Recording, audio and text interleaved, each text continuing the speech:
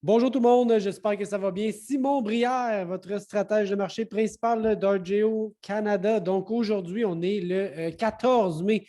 14 mai, fait d'hiver. Fun fact, cette semaine, dans le maïs, on a transgé du maïs qui commençait par 7, 6, 5, puis 4. C'est assez rare depuis 15 ans que j'ai transgé du maïs qui se valait entre 4 et 7 piastres à la bourse. Ok? C'est assez inhabituel. Inflation, on a vu ça plutôt, l'inflation aux États-Unis, hein, le fait que le coût de la vie est de plus en plus élevé. 4,2 ça a été une augmentation phénoménale, on le sait, avec le prix du bois, de l'acier, des matières premières, le pétrole, l'augmentation du coût de la vie. Et ça a été un petit peu plus élevé que prévu. Fait que quand on parle d'inflation, on parle de taux d'intérêt. Ça a eu un impact un peu négatif là, dans certaines matières premières. Ça a donné un petit peu le coût de départ. OK? C'est très macro, c'est très large, mais l'inflation aux États-Unis est très élevée dernièrement. Météo, ça va relativement bien. On annonce de la chaleur enfin, un peu de l'humidité dans le Midwest. Il y a une bonne couverture dans les 7 derniers jours. Hier, pour bien faire, là, ça manque de l'eau dans les Dakota là, pour vraiment bien faire aux États-Unis. Les plaines canadiennes, là aussi, c'est très sec. Graphiquement, beaucoup de dommages. Là. C'était très difficile en bourse cette semaine dans le maïs. On a perdu 50 de la hausse depuis les intentions d'ensemencement. J'ai des croisements, le MACD, signal de vente, nouveau haut, fermeture en baisse. Donc, très négatif là, dans le cas du maïs cette semaine. Dans le cas du soya, toujours une tendance haussière, un peu de MACD qui va vouloir croiser bientôt, moyenne mobile, non. Donc, je pense que la tendance est encore vraie, est encore valide. Dans le blé, ça a été plus difficile là aussi. Hein, on avait ces supports-là qui semblent être brisés. Si lundi, on remonte en haut, ça va être annulé comme signal de vente, mais sinon, MACD, support, un petit peu de vente dans le blé. Est-ce que là, c'est game over? Hein?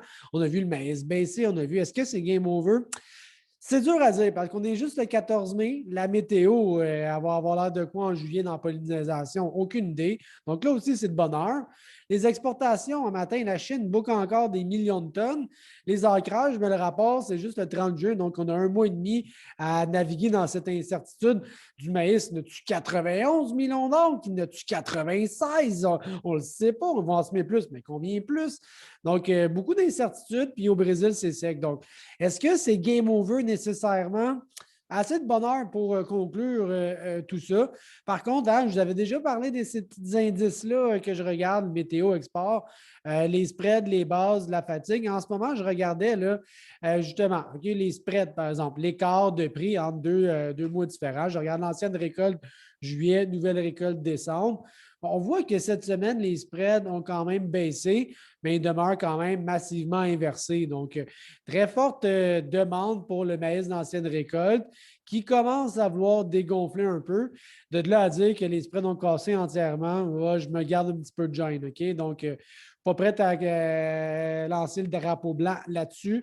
Par contre, la fatigue, j'en ai un petit peu. OK? On a donné une nouvelle très positive pour le marché avec l'exportation à tous les jours cette semaine. Là, bang, la Chine, la Chine, la Chine, la Chine, un peu de Mexique. Beaucoup d'exportations sur la nouvelle récolte 2021, 21-22 pour l'automne.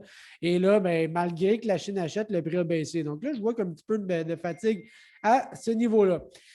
Alors, c'est pas game over, mais faites attention, un petit flow assez négatif à la bourse cette semaine. On va voir de quelle manière ça va repartir la semaine prochaine.